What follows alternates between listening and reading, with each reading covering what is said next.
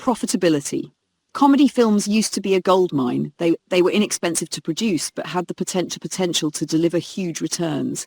Take This Is the End. It cost around $30 million to make and brought in more than $120 million.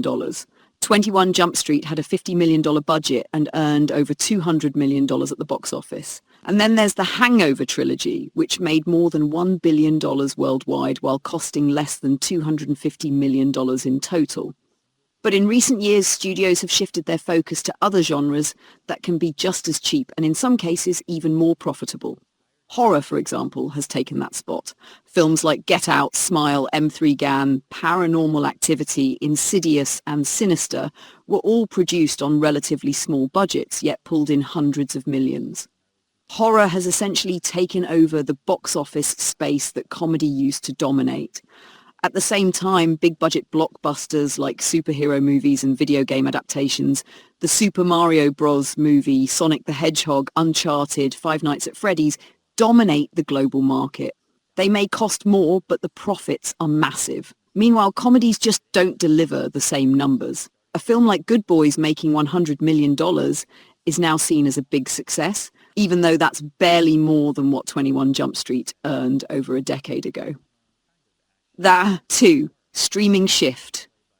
The decline of theatres has pushed many comedies onto streaming platforms. On Netflix, for instance, the most watched lists are dominated by action titles like Red Notice, The Adam Project, Extraction and The Grey Man. That said, comedies have also found success there. You People, The Wrong Missy, Murder Mystery and Always Be My Maybe all performed really well. But here's the catch. Streaming success doesn't always equal cultural impact. You don't hear people quoting lines from Netflix comedies the way they still quote Anchorman or Step Brothers. 3. Short-form content. Another major change has been the rise of platforms like YouTube, TikTok, and even Vine back in its day.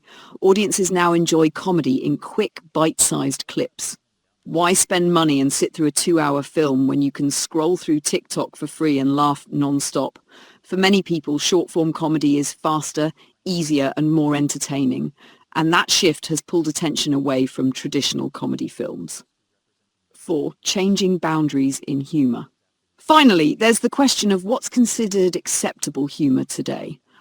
A lot of older comedies don't really hold up anymore. The Hangover relied on jokes about LGBTQ+ characters and some borderline racist humour. Superbad, while still a fan favourite, is built around 2 high school boys trying to get girls drunk so they can hook up with them.